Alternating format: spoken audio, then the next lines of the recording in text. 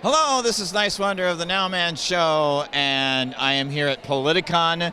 And before the actual historical debate begins, I am here with Bernie Sanders and Donald Trump. Gentlemen, thank you so much for being on the NOWMAN show. Thank you. It's an honor to finally be on television, even if it is a local program. This is actually the most media I've gotten this month. I appreciate more free airtime. I have $2.5 billion in free air coverage, and I appreciate even $1 more. Oh, I totally understand that. Let's talk about issues, though. I mean, you both have been running An issues-based campaign, and of course, those issues range from the fact that I think that young people need to have a ride, somebody needs to pick them up and take them where they're going, all the way to I think that seniors, need to, maybe have the votes count half as much as younger people. I have been running a tissues-based campaign because I've been masturbating every night in every hotel room I go to. Well, let's talk about income inequality. What do you have to say about that? Bernie, you have a lot to say about that, right? Yes, I do. I think income when the top 1% of the top 10% of the top 1% of the top 10% of the top 1% of the top 10% controls a smaller percentage of the wealth than all will combined, I don't think that's fair.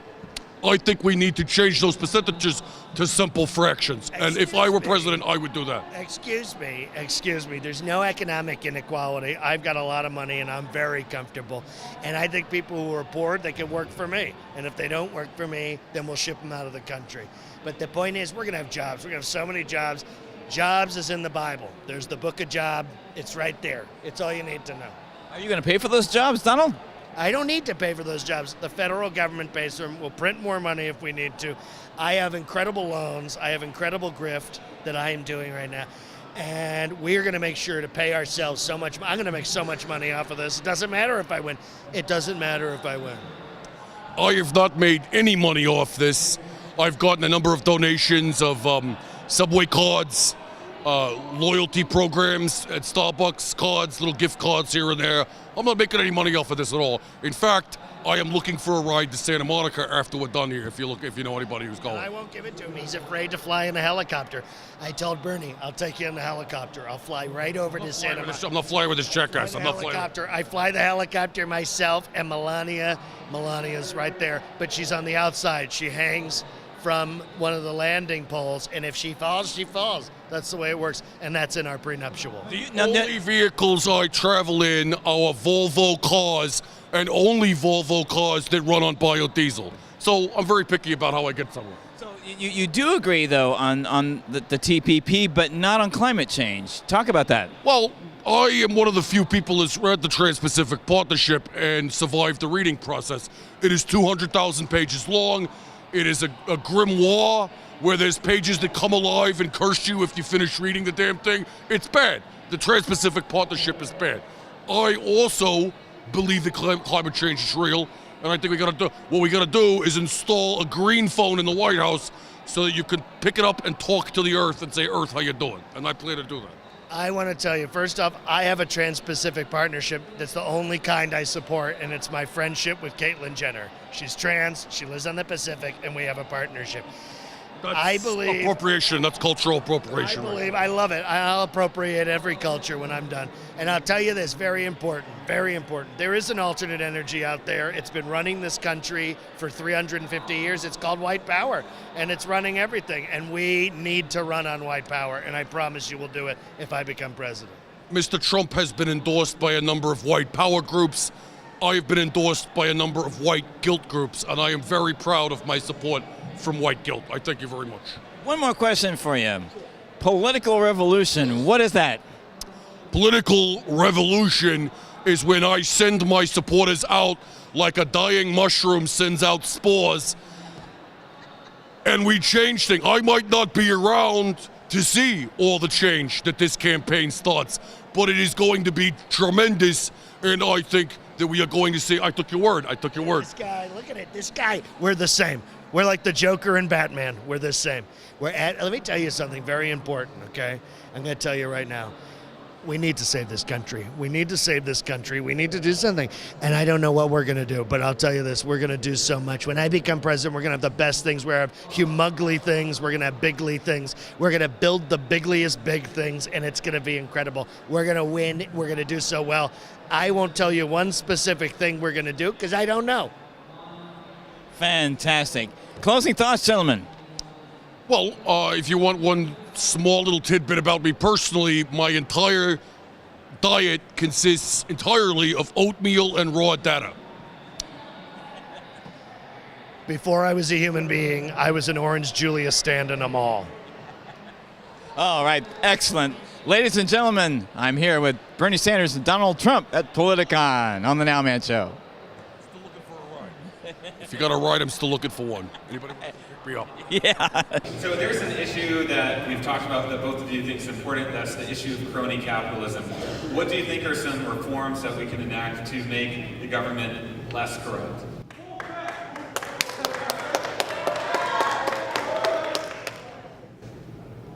Crony capitalism, I think, is the result of the fact that the federal government has not only enormous power over the private economy that it shouldn't have, and therefore, when it comes to simple things like getting a permit, building a bridge, there's a guy who's making a modest salary who makes that decision.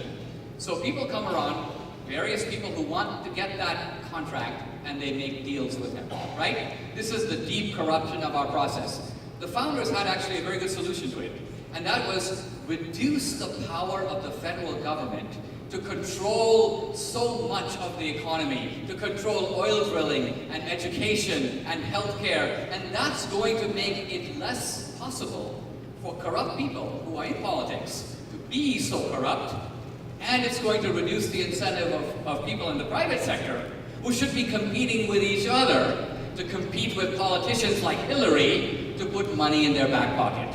Okay, I love this. So let's break this down. So, first of all, Republicans have a talking point.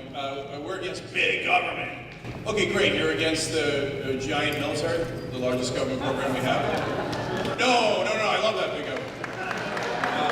Okay, great. You're against intruding on a woman's right to choose and getting between her and her doctor? No. I love that big government. Well, I love that big government. I love the government so big it's in your ovum. Okay. So why do they do it? So here's the interesting part. Why do they do it? So it isn't because they're concerned about big government. It's because they want lower taxes and less regulation. So that way they can save money. They can save money if they have less safety features in their mine. But your family might die in a mine accident. But they saved a couple of bucks with a talking point about smaller government. And look, any tiniest little change in the tax code gets the rich billions of dollars. That's right. Why do you think they do the crony capitalism in the first place? Why do you think they send Dinesh out with his talking points? So that he can convince people, let's go smaller government, by which I mean less taxes for me and less regulation so I can take more risks and do more pollution. Notice the question was about controlling corruption in the political process, i.e. buying politicians. He didn't have anything to say about that, so he switches and starts talking about mining accidents, Great. which are not the subject under discussion. Great, let's do it. Thank you. So, now you want to realize, so I'm telling you what the problem is, and I'm telling you how they're trying to mislead you to get the rich even more benefits. By the way, you want to talk about welfare queens. The capital gains tax leads to, there's no reason why it should be lower than the tax that you guys pay. But if you're in the highest bracket, you now pay around 39%. If you have capital gains, you only pay 20%. And they go, that's for everybody. No, it's not. It's actually only 47% of Americans have money in the stock market. That is, it goes to, ironically, the 47% who are welfare queens. And of that, only the 5% gain 2/3 of all the gains from capital gains. You know what that costs us? $51 billion a year. So they are the welfare queens, and now let me explain to you how we're going to stop them. So the way that you stop the legalized bribery and the corruption is you say, hey, the money you are using for that bribery, you cannot give to politicians anymore. You cannot give into the political space anymore. So I'm going to unlegalize bribery. So what you do is you get money out of politics. And I've created an entire organization for this. So Wolf, by the way, you asked if I'm doing anything about it. It's called wolf-pac.com. Make money out of politics and end the corruption. You agree with me, right, brother? So, well, I think... By the way, this is great. This is the guy who got arrested for putting more money into politics. Yeah. Do you agree, Dinesh, that there is some corruption and bribery in the campaign finance system? I totally do, and I think that the campaign finance laws exist to get people who are buying favors. Now, people are buying favors all across the political process, and the queen of this is actually Hillary. Now, let's say we pass Cenk's law. You can't bribe politicians by giving them money. Now, the Hillary setup is far too cunning for a guy like this. Hillary's setup is, if you want a deal, don't talk to me, talk to Bill.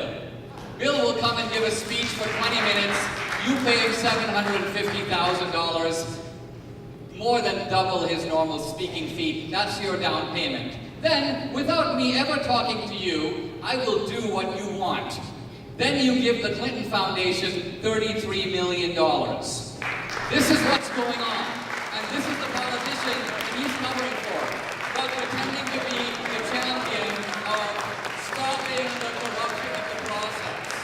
See, he says that, but you didn't watch my shows, did you? I don't cover it for that. In fact, I cover that all the time. Well, you're covering for it tonight? No, I'm telling you. I was in the middle of saying about how corrupt the Clinton Foundation is when you interrupted me. Okay, So, let me ask you exactly my point, guys. So it is. What he's talking about is right. They do. That's why the Bernie Sanders campaign said, you think that Goldman Sachs is paying Hillary Clinton $225,000 for their health? No, they're looking to corrupt her. They did that 3 times, $675,000. Millions upon millions going to Hillary Clinton, going to Bill Clinton.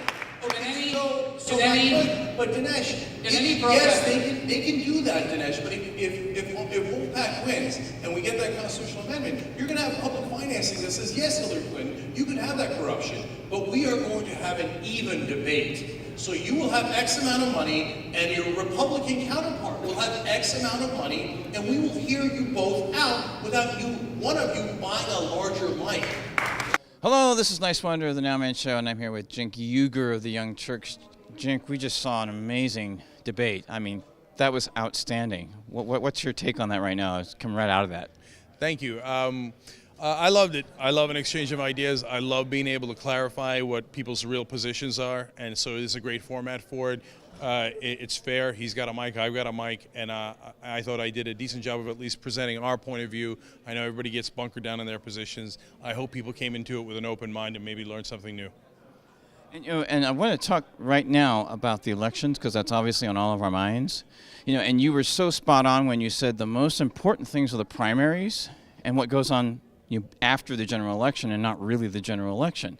But that being said, it looks like we have 2 presumptive nominees, right? Mm-hmm. So between the two, who is really going to get things done, for instance? Well, look, I've said for a long time in the primaries that Hillary Clinton is the no-change candidate. So that doesn't change now that she's the presumptive nominee. On the other hand, Trump would be disastrous change. So I'm not going to vote for change just for change's sake. I need the right kind of change. So they've put us in a terrible bind where we have to either vote for no change or horrible change. And so if those are your 2 choices, then I'm going to vote against the horrible change. Well, some people are asserting that if we do, let's say, presumptively get a Donald Trump president, that might actually keep the congressional and the Senate blue or Democrat or more progressive for decades to come. What do you think about that? I don't want to roll dice with the Republic. I think Donald Trump's a dangerous guy. He has strongman tendencies, autocratic tendencies, and I don't want to put a guy like Putin in charge of our government. So do you feel that Wolfpack is part of the movement, the progressive movement going forward, and that we really need to be more aggressive? Yes. So it's not about being on Team Democrat or Team Republican, Team Hillary or even Team Bernie. It's about being on, in my opinion, Team Revolution. How do we get it done? So it's very specific, it's very concrete. We have got to get the money out of politics. Until you get the money out of politics, you keep having to vote for candidates that are for no change, which is a miserable choice to have. So how do you get the money out of politics? You get an amendment. Anything else, they can just bring in new legislators and overturn it if it's a law, if it's just a bill.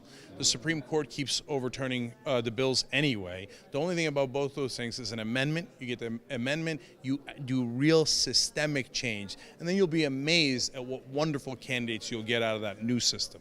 And we have to encourage people to get more involved in the process, like Bernie talks about. You know, we need a strong, aggressive, progressive agenda like we've not seen in the history of this country, perhaps.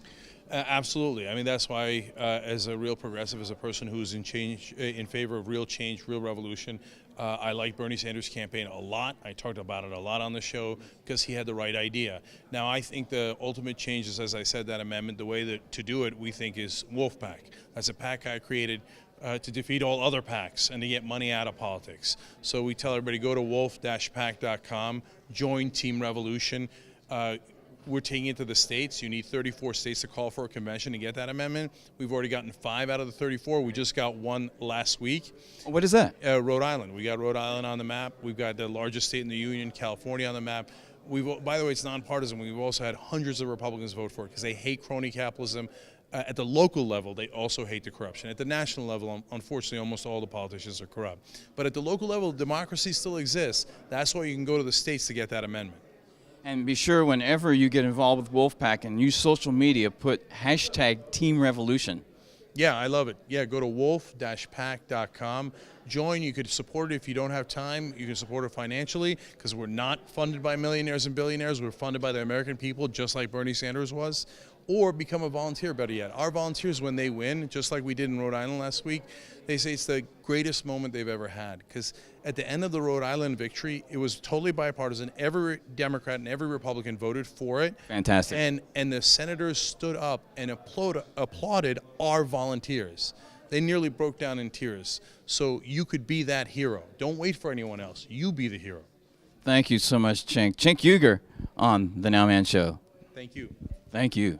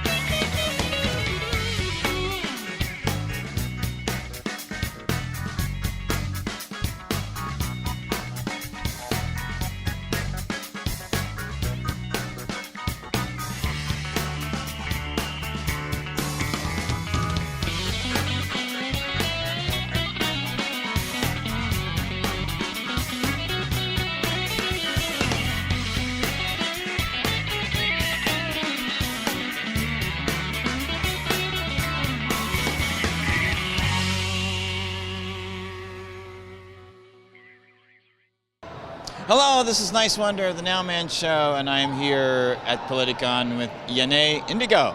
Yes. And she is from the People's Movement, or the Bernie or Bust. Yes. Yes.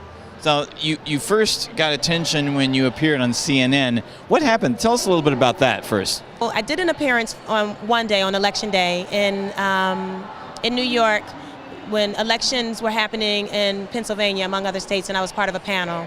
And in that panel, they had 2 segments, and in the first segment I explained, they asked me if I'm genuinely Bernie or Bust and what I would do, and I talked about that.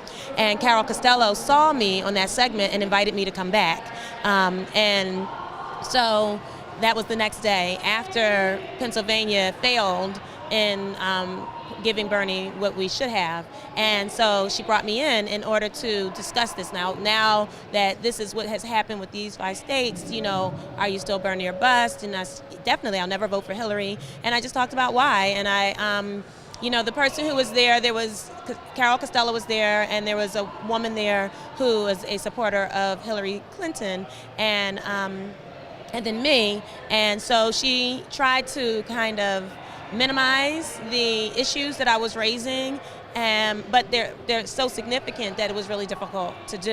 And so the value of that moment to me is that on national television, in a moment that was live when they couldn't edit me out, I was able to talk about things that typically are not being talked about in the mainstream media. So I was able to talk about Haiti and the Clintons' impact in Haiti, the Clintons' impact in Honduras, the lies around the Colombia Free Trade Agreement.